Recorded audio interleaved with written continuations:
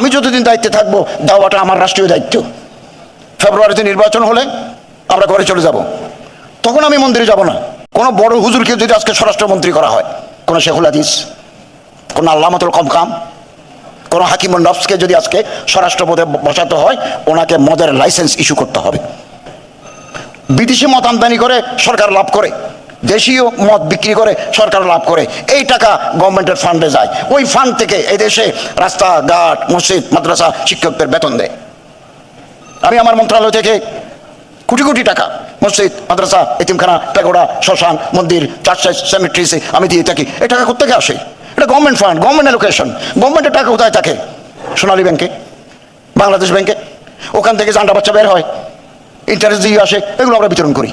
তো আপনি শরীয়ত পাবেন কোথায়? এটা তো এমারাতে শরিয়া নয়, এটা তো ইসলামিক স্টেট নয়, এটা কমপ্লিটলি সেকুলার স্টেট।